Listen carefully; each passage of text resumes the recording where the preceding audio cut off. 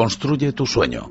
Estrategias para el progreso profesional y personal sin cuentos, de Luis Huete, resumido por Effective Management, resúmenes de profesionales para profesionales.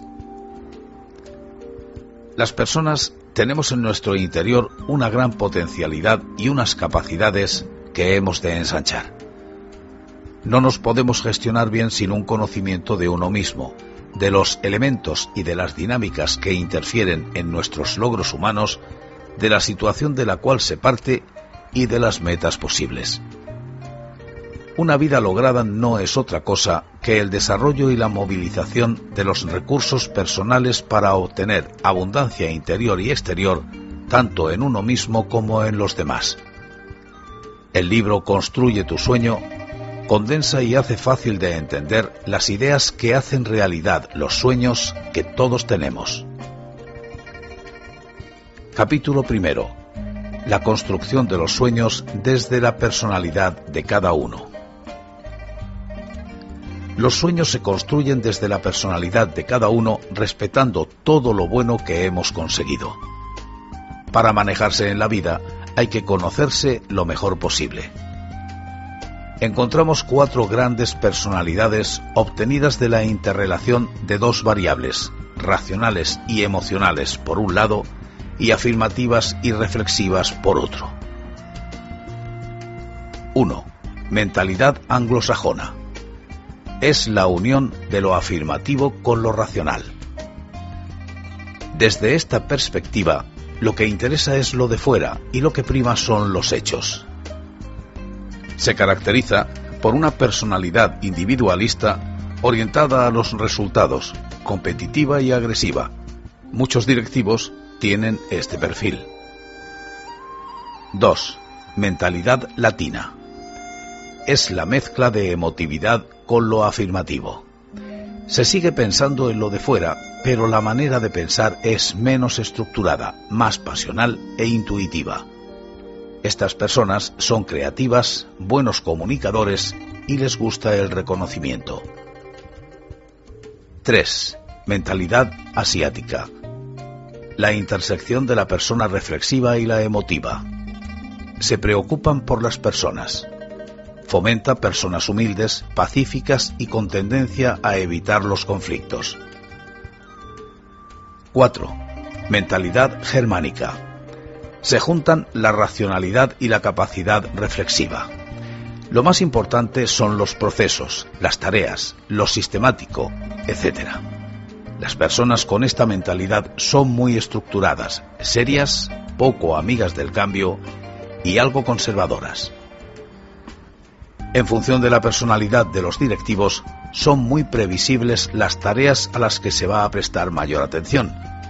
Un directivo que no sepa moverse con soltura en las 4 esquinas puede desequilibrar una organización y cuanto más esquinada sea su gestión, menos sostenibles serán sus resultados. En el diseño de estructuras sería conveniente segregar las tareas más racionales de las creativas y poner al frente a personas con estructura mental muy afín a la tarea que han de realizar. La construcción de los sueños requiere que practiquemos la polaridad. Polaridad es la capacidad de conectar las sensibilidades más alejadas y tensionarlas para que generen avance. Por ejemplo, en el ámbito profesional, la polaridad debe fomentar la creación de equipos de trabajo en el que coexistan personas con las 4 sensibilidades. Capítulo 2. Las 6 voces interiores que guían tus sueños.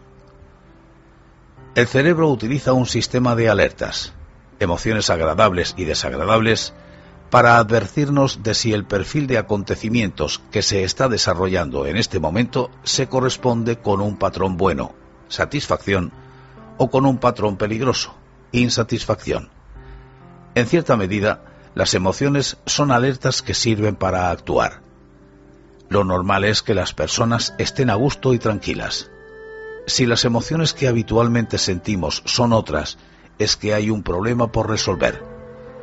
Si alimentamos bien las necesidades emocionales personales y respetamos las de los demás, creamos dinámicas de progreso a nuestro alrededor.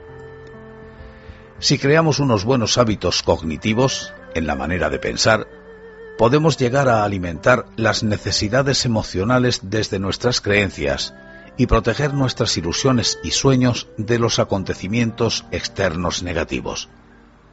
Tenemos 6 voces interiores, todas piden cosas razonables, pero su interpretación acertada no es nada obvia. 1. Seguridad. Es el deseo a evitar lo que nos hace sufrir, de evitar las complicaciones. Escuchar esta voz significa desarrollar una sana seguridad en las posibilidades personales y en la creencia de que parte de vivir es hacer frente a las dificultades. 2. Variedad. Es la necesidad del cambio, sorpresa, reto o diversión. Interpretar bien esta voz significa ponerse retos, a no tener miedo y a hacer cada día más interesantes las tareas profesionales y personales. Aunque pueda parecer lo contrario, la seguridad y la variedad no están en conflicto, sino que se necesitan mutuamente. 3. Singularidad. Es el deseo de destacar, de ser mejor que los demás. La mejor manera de interpretar esta voz es valorándose a uno mismo por lo que es, no por lo que tiene. 4. Conexión. Es el deseo de compartir, de ser aceptado. Una buena interpretación es estar abierto a los demás, fomentando el sentido de la hermandad. 5. Crecimiento personal. Es el deseo de ir a más, de progresar.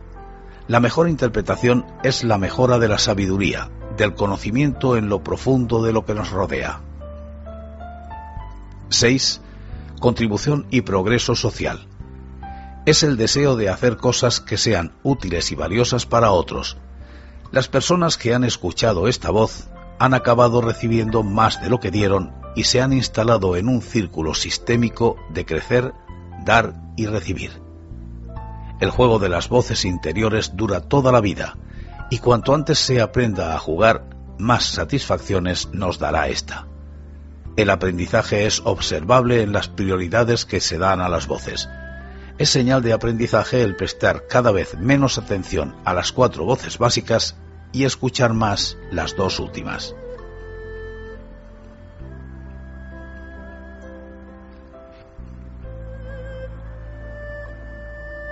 Capítulo 3. El fast food emocional. Es conveniente vigilar lo que oímos cuando hablan las 4 primeras voces interiores, no vaya a ser que equivoquemos el tiro. La primera voz no nos está pidiendo dinero. Hay que conseguir que el dinero sea importante, pero no en la medida de uno mismo. Si el dinero es la medida de tu seguridad, la gente va a pensar que trabajas para tu beneficio exclusivo y se va a poner a la defensiva. La segunda voz no nos está pidiendo carrera y poder. Las personas que van a por el puesto de otro para alimentar su ego suelen dejarse en el proceso su credibilidad y autoridad moral. La tercera voz no nos está pidiendo imagen pública y aspecto exterior. Esta actitud puede llevarte al lucimiento personal y a ponerte las medallas de los demás. La cuarta voz no nos está pidiendo relaciones sociales, aunque así lo podamos creer. La atención que otros puedan prestarnos no debería ser la medida de la valía de uno mismo, pues se perdería la naturalidad y quedaría al descubierto el carácter interesado del comportamiento y se pondría en evidencia la debilidad personal.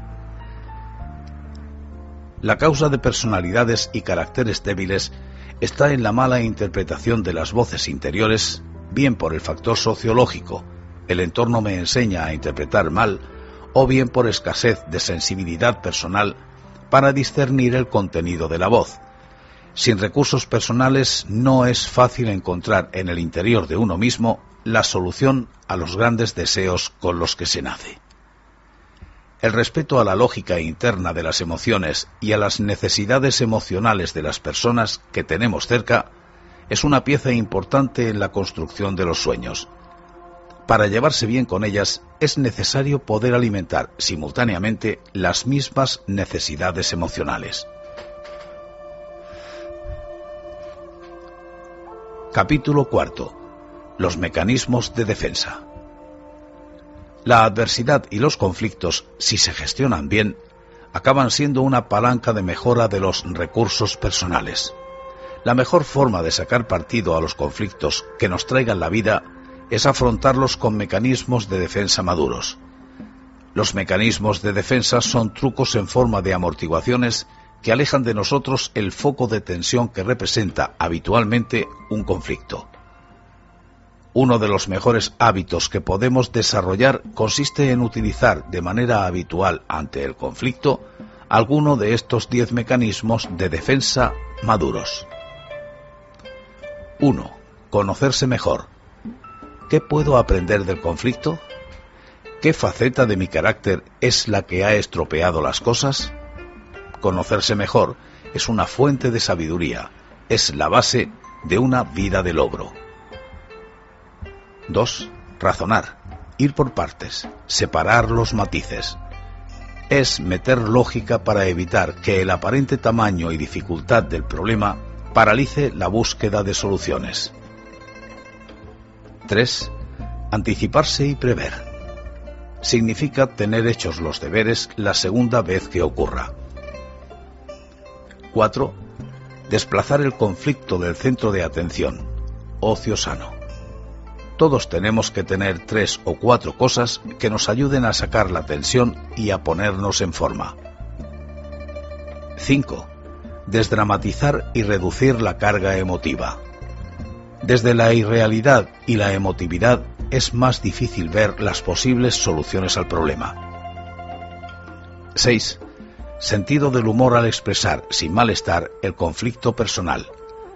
Saber reírse de uno mismo y hablar del problema sin personalizarlo. 7. Altruismo y espíritu de servicio. Las personas altruistas y con espíritu de servicio suelen ser capaces de hacer frente a los conflictos con ventaja, ya que están habituadas a doblegar las adversidades con su talante. 8. Ascetismo como estrategia que canjea el placer inmediato por una gratificación posterior de un orden superior. Consiste en ver en el conflicto la preparación necesaria para hacer realidad una ambición de futuro con un nivel mucho mayor.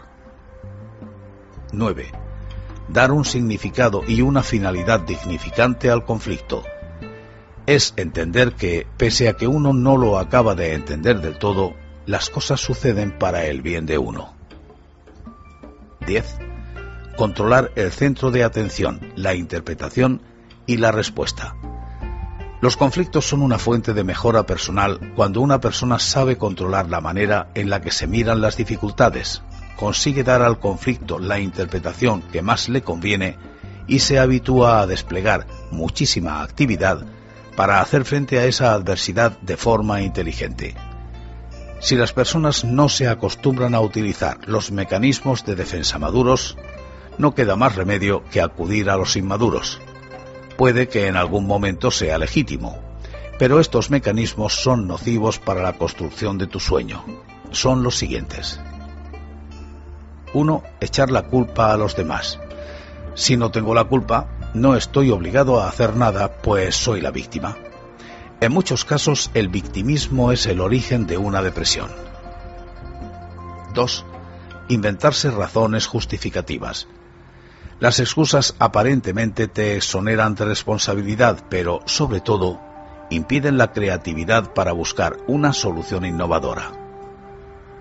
3. Negarse a ver la realidad. Es un mecanismo muy frecuente. Si alguien te trae o te dice algo que no quieres ver u oír, matas al mensajero. 4. Inhibirse de afectos y pensamientos. Es una actitud cercana al pasotismo y es una respuesta que damos ante una situación que nos desagrada. 5. Huida hacia adelante. Cuanto menos te apetece enfrentarte al problema de fondo, más te lanzas a hacer con atropello cosas nuevas. Este mecanismo crea personalidades que acaban perdiendo el control de las situaciones. 6. Los celos y el intento desproporcionado por controlar y manejar a los demás. El origen de esta respuesta es la inseguridad. Quien lo emplea pone en evidencia unas carencias emocionales serias. 7. Retirada autista de la realidad en una fantasía personal. En lugar de tomar iniciativas, huimos y nos refugiamos en busca de consuelo en una fantasía personal. 8. Pasividad autopunitiva. Acusarse a uno mismo de los males que se sufren. En la lógica de este mecanismo se incluye el no hacer nada, en parte para castigarme por las culpas y, en parte, para reafirmarme en las ideas. 9. Hipocondría. El truco del cerebro es somatizar la adversidad como excusa para sustraerme de ella. 10. La vuelta a conductas primitivas. Existen personas a las que, para poner distancia al sinsentido de sus vidas, vuelven a niveles atávicos y animales en la conducta como abuso psicológico, sadismo o violencia de género.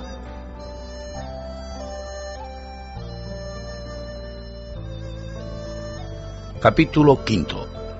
Los sueños y el día a día. La construcción de un sueño se asienta sobre dos columnas: el sentimiento cotidiano y un proyecto personal de futuro. El sentimiento cotidiano de eficacia es tan sencillo como conseguir, en un 97% de los días, irse a dormir con el sentimiento de que ha sido bueno. Se consigue que los días sean buenos desarrollando recursos personales que permitan hacer bien una serie de actividades como las siguientes: resolver conflictos, saber enfrentarse a las dificultades, disfrutar de las cosas buenas, no amargarse por nada, conectar afectivamente con los demás, saber mantener una cierta distancia con respecto a las cosas, saber recuperarse de las cosas que han salido mal. Las personas hacemos dos juicios básicos que pueden estar en conflicto cuando hemos de evaluar una determinada decisión. Un juicio está ligado a la razón y es el que dictamina si algo es conveniente.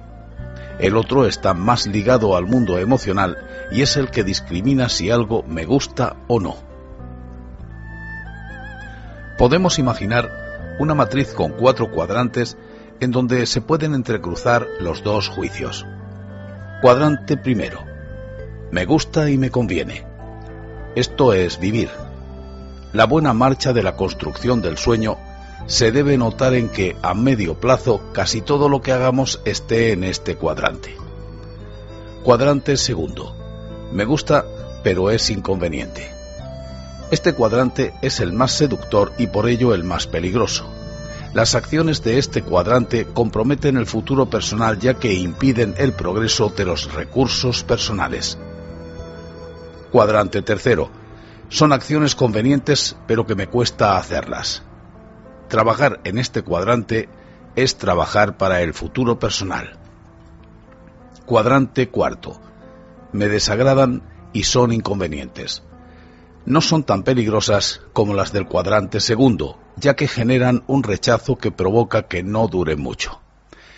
Es bueno crear una cultura en la que las personas piensen que trabajan para sí mismas, ya que fomenta el sentimiento cotidiano de eficacia a través de la proactividad y de un sentimiento de responsabilidad personal. Esto supone que tú mismo te has de motivar, es tu responsabilidad, eso sí, aprovechando todas las oportunidades que te da el cliente. Tú mismo te tienes que ocupar de tu formación. Tú mismo te tienes que arreglar tu jubilación. Con la mentalidad de trabajar para uno mismo, nos quitamos dependencias que pueden entorpecer el sentimiento cotidiano de eficacia. Puede que esta mentalidad suponga a corto plazo que las personas cambien más de empresa. Esto puede ser un problema, pero un problema infinitamente menor que el de acabar acumulando personas que se dan en la empresa porque, a efectos prácticos, no tienen una alternativa mejor. El síndrome soviético es una forma de pensar y de vivir en la que uno se comporta como si trabajara y la empresa responde como si se interesara por uno. Es un pacto por la mediocridad. Para cambiar estas actitudes recomiendo: visibilidad del rendimiento. Este síndrome se empieza a superar cuando se gana la batalla de las métricas del rendimiento personal, el sentimiento de que lo que hago se sabe en la organización. La batalla de sentir que en el rendimiento personal hay mucho que perder o ganar. La idea de que haga lo que haga me llevaré a casa lo mismo debe ser sustituida por si lo hago bien, premio, si lo hago mal, castigo. La batalla de la holgura en la toma de decisiones. Para que la gente se haga propietaria de algo, es necesario aumentar su campo de toma de decisiones. La mejora radical del sistema operativo para que la gente pueda hacer bien su trabajo. No se pueden exigir resultados si no se dan recursos y medios. Mejora radical de las relaciones jefe-subordinado. Si mi jefe me aporta valor, yo me hago más de la casa sin darme cuenta. Mejora radical en la comunicación de las reglas de juego. Cuando las cosas están claras y bien comunicadas, los colaboradores saben a qué atenerse y, poco a poco, va calando la mentalidad de propietario.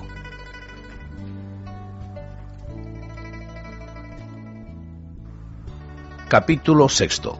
El contenido y el calendario de los sueños. Un plan personal de futuro se crea poniendo por escrito, releyendo 1000 veces y visionando con intensidad emocional una lista de deseos, de sueños muy concretos y con contornos muy nítidos. Los sueños son nuestras posibilidades y los deseos aligeran el esfuerzo para conseguirlos. Sugiero que el plan personal de futuro se componga de 3 elementos bien diferenciados. 1. Ambición personal. Los sueños relacionados con la persona en la que me quiero convertir. Aquí, el énfasis se pone en uno mismo. Los hábitos que se quieren desarrollar o las características de la personalidad que se quieren potenciar. Los sueños han de empezar con la ambición de mejorar los recursos personales. Lo que acabamos haciendo con nosotros mismos es la base de todo lo que nos acaba sucediendo en la vida. 2. Decidir en qué 3 o 4 cosas se quiere destacar y convertirse en una autoridad mundial. Pueden ser ambiciones personales o profesionales. 3. Las recompensas que legítimamente aspiramos a conseguir. Aquí se incluyen recompensas materiales o de carácter más emocional. Hay que asegurarse del carácter sistémico de los contenidos de los 3 ámbitos en los que hemos trabajado. Las recompensas, tercer ámbito, deben ser la consecuencia lógica de los logros en la mejora de los recursos personales, ámbito 1, y de los logros en contribuciones. Hay hábitos que conviene adquirir lo antes posible. Para las personas más habituadas, les será útil emplear estos 7 pasos cuando se dispongan a trabajar en sus planes personales de futuro. 1. Clarificar la situación. ¿Qué ha sucedido hasta la fecha que sea relevante? 2. Conseguir un estado de certeza. Es una disciplina mental que te hace sentirte capaz de conseguir los objetivos que te propones. Para lograr ese estado de certeza, es útil escribir un listado de todas aquellas cosas de tu vida que en el pasado te resultaron imposibles o difíciles y ahora son una realidad. 3. Entusiasmarse con el objetivo de futuro. Se trata de meter ganas al proyecto que queremos hacer realidad. 4. Poner énfasis en los detalles relacionados con cada elemento de los objetivos. Fijarse en los matices, entender las circunstancias e implicaciones de los planes, etc. 5. Compromiso. Tomar la decisión radical de ponerse en marcha. Las cosas empiezan a ser realidad cuando se planifican en la agenda y se ejecutan las gestiones. 6. Construir una masa crítica de actuaciones que se lleve por delante todas las posibles dificultades. Toda meta tiene sus obstáculos. Frente a ellos hay que sobreponer una importante masa crítica de iniciativas. 7. Poner cabeza. Consiste en diseñar un sistema de medida y un entorno de soporte para que el objetivo siga vivo. La intensidad emocional tiene que ver con la importancia subjetiva de las cosas a las que estamos asistiendo. Es fundamental meter en la cabeza un buen número de recuerdos gratificantes y positivos. La ventaja de que este tipo de recuerdos sea mayoritario es que mejora las expectativas que tenemos de las cosas y el prisma a través del cual miramos lo cotidiano y nos juzgamos a nosotros mismos. Si uno trabaja en su plan personal de futuro y hace el esfuerzo de bajarlo al subconsciente con repeticiones e intensidad emocional, equivale a hacer que los planos de la arquitectura hayan sido entregados a la sala de máquinas de nuestros recursos intelectuales. Estos reorganizan la conducta, afinan los sentimientos, amplían la capacidad de actuar y desarrollan nuestras capacidades.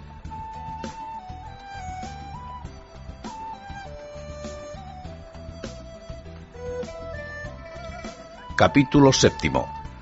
Los deterioros de la conducta y su papel en la construcción de los sueños. Las personas corremos el riesgo de sufrir desajustes importantes en la conducta. Los desajustes tienen 3 intensidades. En el tramo 1 son rasgos y no suponen inconvenientes, incluso pueden cumplir un papel beneficioso en la actividad profesional. Los tramos 2 y 3 son los que han de evitarse a toda costa, pues en ellos las desventajas superan con creces las posibles ventajas. En el tramo 2 se produce la cristalización del trastorno y en el tramo 3 la solidificación del mismo. Los 3 factores que propician el crecimiento de los trastornos son la ausencia de polaridad en la personalidad, el uso de mecanismos de defensa inmaduros y la inexistencia de estímulos externos anormales. El entorno es una fuente de estímulos que repercute en el ajuste o desajuste de la personalidad. Lo de dentro lo vamos a llamar intorno. La vida es una batalla entre el entorno y el intorno. Por eso, quien desarrolla un intorno fuerte es capaz de hacer frente a casi todas las circunstancias. El intorno sufre con el exceso y defecto de complejidad en el entorno. Si lo de fuera no tiene complejidad, la vida pierde aliciente ya que puede dar entrada al conformismo. Si lo de fuera es muy complejo, se corre el riesgo de que el entorno se tense y acabe quebrando. El desarrollo de las capacidades internas permite hacer frente a mayores niveles de complejidad objetiva externa sin desajustarse. A la vez, para desarrollar las capacidades internas se debe utilizar el carácter estimulante de un entorno de complejidades subjetivamente medias altas. Los desajustes en el tramo 3 pueden provocar el desarrollo de las siguientes patologías. 1. La conducta asocial. Es el trastorno en el que se actúa con la creencia de que el fin justifica los medios. Sus síntomas son el carácter irritable, agresivo y explosivo. Es propio de esta patología convertirse en un transgresor, en una persona poco respetuosa con las normas sociales. Las empresas en las que únicamente cuentan los resultados obtenidos fomentan las conductas asociales. Si presenta estos síntomas, procure trabajar en el desarrollo del autocontrol y mejorar su respeto hacia los demás. 2. La conducta narcisista. Se caracteriza por la búsqueda exagerada de protagonismo. Este comportamiento está incentivado por la televisión y las empresas. Un narcisista es un buen manipulador y los demás son peldaños para su protagonismo. Si presenta estos síntomas, acepte las limitaciones con buen talante, no se justifique y ceda protagonismo a los demás. 3. La conducta histriónica. Está caracterizada por la desproporción de las respuestas a la magnitud de los estímulos externos. Son personas que se molestan por pequeñas cosas. Empeora su trastorno la práctica de una sutil doble identidad para preservar el afecto de los demás. Mejora cuando se esfuerzan por profundizar en los temas, procuran ser más discretos e intentan favorecer a otros. 4. La conducta obsesiva. Su nota de identidad es la pérdida de perspectiva. la insistencia en repetir lo mismo. Son síntomas de ella la obsesiva meticulosidad y el perfeccionamiento. Lo que favorece el control de las conductas obsesivas es aceptar flexibilizar las reglas personales y cambiar de opinión dando el brazo a torcer. Las 4 patologías descritas son las que más abundan entre los directivos. Cada una de estas patologías parecen estar relacionadas con la mala alimentación de una de las necesidades emocionales básicas. Los obsesivos con la seguridad, el asocial con la variedad, el narcisista con la singularidad y el histriónico con la conexión. También se relaciona con los planos de personalidad. Las personas más de mundo suelen ser candidatas a ser asociales y narcisistas. Las personas más de casa a ser obsesivas e histriónicas. Los racionales a ser asociales y obsesivos, y los emocionales a sufrir conductas histriónicas y narcisistas. 5. La conducta dependiente o caprichosa. Falta de voluntad o criterio propio. Sufren una excesiva dependencia de los demás. Pueden mejorar a través de actuar con firmeza en lo que se decida. 6. La conducta pasivo-agresiva. Es el perfil de conducta del quemado. Los síntomas son la sensibilidad excesiva y la predisposición rencores a persistentes. Para mejorar, debe objetivar lo más posible las situaciones que producen conflicto interno y asumir la responsabilidad ante lo bueno y lo malo que les ha sucedido en la vida. 7. La conducta ausente. Evita involucrarse emocionalmente en su entorno. Los síntomas son exagerado temor al rechazo social y baja autoestima. Debe ser más exigente en las relaciones sociales para disfrutar más con ellas y huir de los fantasmas. 8. La conducta esquizoide. Presentan dificultades para relacionarse.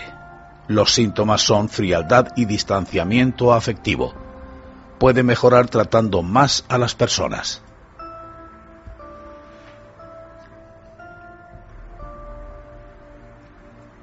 Capítulo 8. La importancia de crear masa crítica para construir sueños audaces. Existen 9 elementos, agrupados de 3 en 3, que influyen en el progreso personal. Los 3 primeros elementos son cómo pienso y en qué creo, cómo miro la realidad y cómo interpreto subjetivamente las cosas de mi alrededor. Estas 3 variables son el inicio de todo sistema de progreso personal y en ellas está la gran palanca de cambio personal. Hay que aprender a gestionar estos 3 elementos. La clave está en desarrollar hábitos que hagan posible interpretar lo que sucede a nuestro alrededor en clave de seguridad, reto, singularidad y conexión. El objetivo es facilitar la buena alimentación de las necesidades emocionales básicas desde la forma en que pensamos y miramos las cosas. Cuando el alimento de las necesidades básicas se hace desde los hábitos relativos al pensar, mirar e interpretar, se están poniendo las bases de un progreso personal sostenible y de la mejora de la capacidad de servicio a los demás.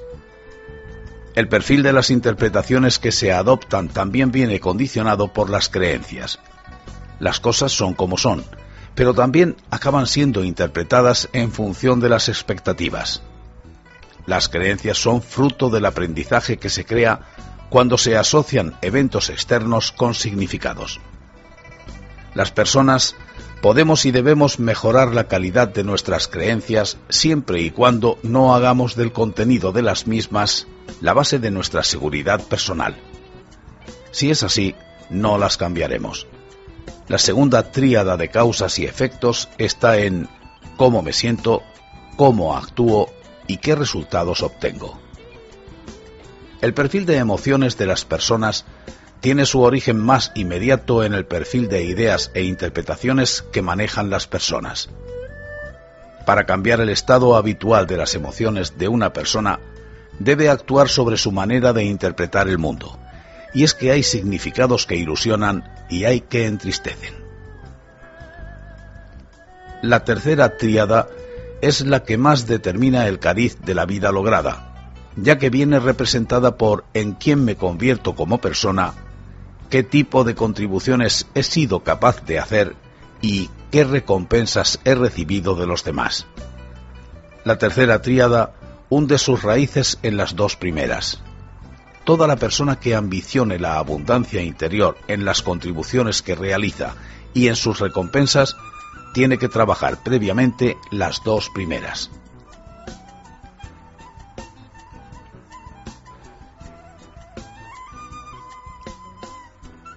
Capítulo 9. El papel de las relaciones en la construcción de los sueños. Una parte importante del progreso profesional y personal nos lo jugamos en el logro de relaciones de calidad en dichos ambientes. Las relaciones multiplican tanto lo que se disfruta como lo que se sufre. Existen 3 niveles de relaciones a los que puede aspirar.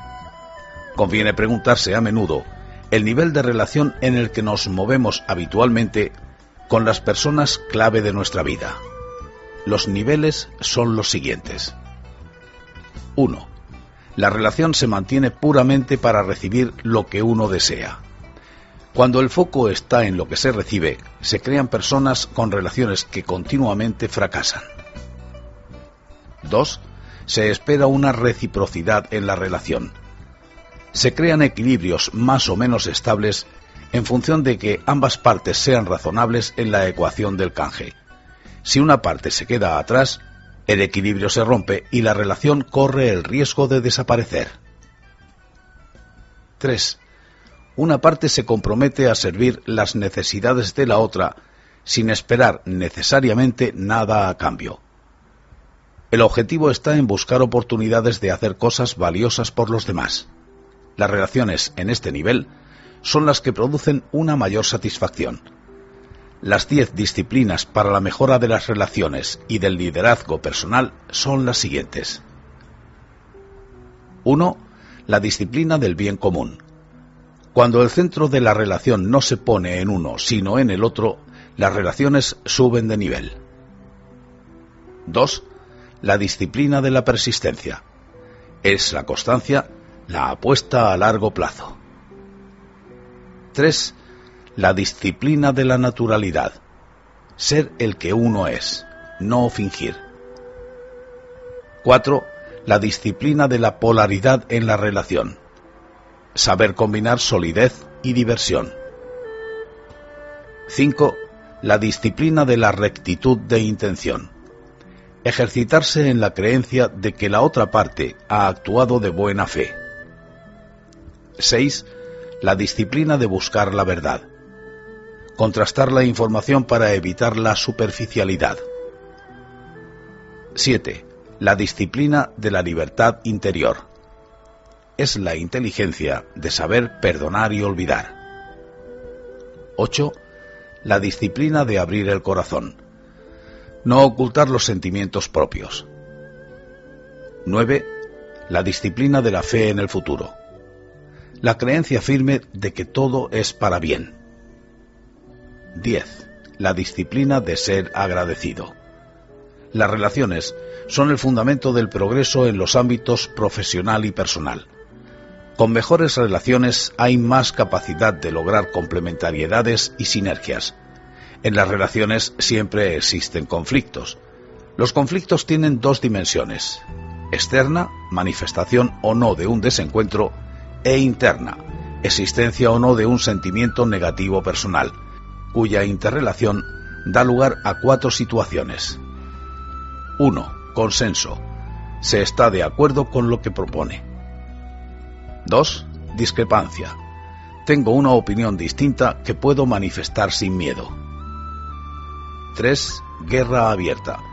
Es la suma de un sentimiento negativo y la exteriorización de una divergencia. 4. Retranca. No comulgo con la idea y me lo callo con un sentimiento interior negativo hacia la otra persona. Es un conflicto latente y no es fácil de identificar. Es señal de salud en una relación el que exista mucho consenso y discrepancia y poca guerra y retranca.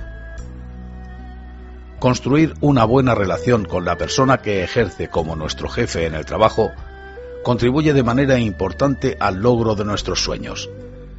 Lo importante para gestionar una relación con tu jefe es aproximar las expectativas de ambos sobre las cuestiones clave. Para recordar cuáles son las áreas en las que conviene pactar de antemano, puede utilizar el esquema cerco, empezando por el final. O. Output.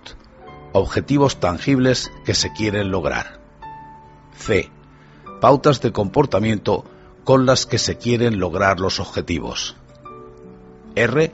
Recursos que se pueden utilizar. E. Evaluación. ¿Quién, cuándo y cómo se hará la evaluación de objetivos? C. Consecuencias. Lo que se puede ganar y lo que se puede perder.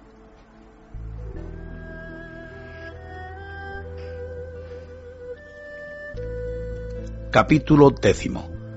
El papel de la complejidad en la mejora del talento con el que se construyen los sueños. Los retos y el talento son dos variables que influyen mucho en la intensidad, naturaleza de las vivencias personales. Los retos son los niveles de dificultad y complejidad a los que nos gusta plantar cara. El talento es el conjunto de conocimientos, competencias y actitudes y creencias con los que nos enfrentamos a la realidad cotidiana. El resultado de la intersección entre talentos y retos nos da 9 posibilidades. 1. Apatía. Reto y talento bajo. Nulo interés por el trabajo. 2. Preocupación. Talento bajo. Reto medio. Vida triste pensando en los problemas y las dificultades. 3. Ansiedad. Talento bajo. Reto alto. Si se prolonga acaba dejando secuelas físicas. 4. Aburrimiento. Talento medio. Reto bajo. Es mejor que la apatía, por lo menos hubo interés inicialmente. 5. Vamos tirando. Talento medio. Reto medio. Temporadas buenas y temporadas malas en función de las circunstancias. 6. Expectación. Talento medio, reto alto. Es la mezcla magnífica de respeto por las dificultades e ilusión de superarlas. 7. Relax. Talento alto, reto bajo. Vivir sin agobios, sin despeinarse. 8. Control. Talento alto, reto medio. Saber prever los acontecimientos. Vivir así es muy gratificante. 9. Apasionamiento. Talento alto, reto alto. Excitación. Capacidad de hacer con maestría cosas aparentemente imposibles. La cuestión se centra, por tanto, en el desarrollo del talento. Cuanto más talento, más posibilidades de hacer de los retos de la vida una fuente de vivencia de gran interés. Pero el talento pierde valor con el tiempo. Una persona que no invierta en la mejora de sus talentos es como una empresa que no amortiza. El conocimiento ligado a la profesión se queda obsoleto en pocos años si no se regenera. Existen 3 grandes frenos a la regeneración del conocimiento. 1. La autocomplacencia, que nos impide adquirir conocimientos nuevos. Es el gusto por la ignorancia.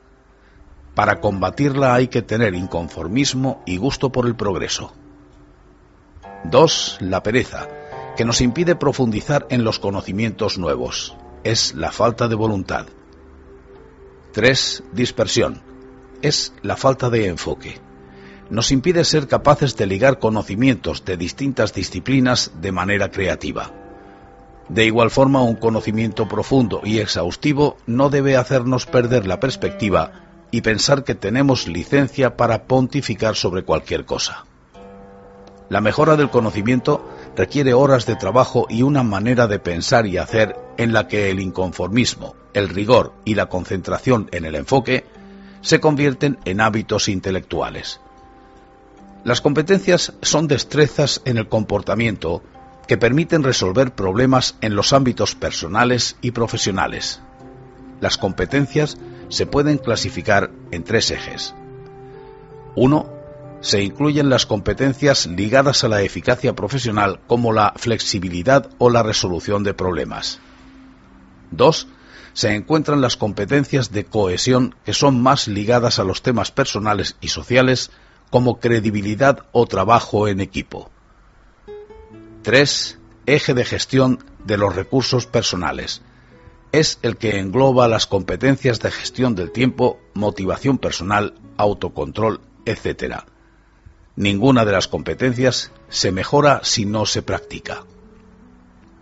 Las actitudes son predisposiciones emocionales y, como tales, tienen un gran impacto en la conducta personal. Tienen un origen cognitivo, información en el subconsciente, y pueden, a través de su repetición, generar un hábito o predisposición más o menos permanente en los sentimientos.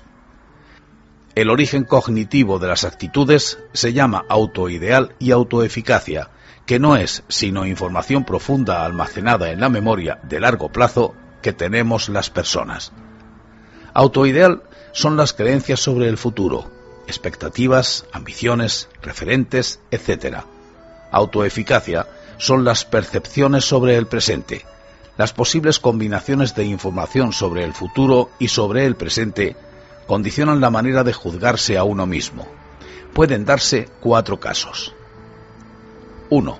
Cuando la información acumulada tanto sobre el presente como sobre el futuro de uno es negativa. El resultado es la pérdida de autoestima, el juicio severo de las cosas cercanas y unas actitudes negativas. 2. La información sobre el presente es negativa, pero se alimentan sueños de futuro. La distancia entre un presente que no se encaja bien y el futuro que espera puede estropear el juicio que tienen las personas sobre sí mismas. Es habitual en personas que crean expectativas futuras poco realistas. 3. La información sobre el futuro no tira de mí, pero mi presente es brillante. Me aplauden, pero no sé qué espero del futuro. A las personas que están en esta situación, a veces les cuesta entenderse a sí mismas y tienden a cometer serios errores en la gestión de sus recursos personales. 4. Las actitudes están a salvo cuando se tiene un sueño por el que luchar y un sentimiento cotidiano de eficacia. Las actitudes acaban siendo el sistema inmunológico de las emociones. Cuando son buenas es muy improbable que las emociones se estropeen por circunstancias del entorno. Por tanto, unas buenas actitudes son producto de una buena alineación entre expectativas de la vida, autoideal, y percepciones profundas sobre su marcha actual, autoeficacia. En los procesos de mejora del talento y del progreso personal, hay 4 batallas que se han de ganar para afianzar las posiciones logradas. 1. El mensaje de cambio ha de entrar por la cabeza. 2. Tiene que colarse también por el corazón. Se hacen las cosas que se quieren. 3. Para vencer los hábitos tenemos la fuerza de voluntad. Con voluntad se pueden crear nuevos hábitos a través de la repetición de nuevas conductas. 4. Ganar la batalla de la identidad personal. El nuevo proyecto, para que sea estable, ha de ser asumido como propio. Estos 4 elementos explican la dificultad que tienen los procesos de cambio en afianzarse en las personas. Si quieres un cambio rápido y profundo, has de contar con un deseo fuerte, buena metodología y mucho rigor en la puesta en escena.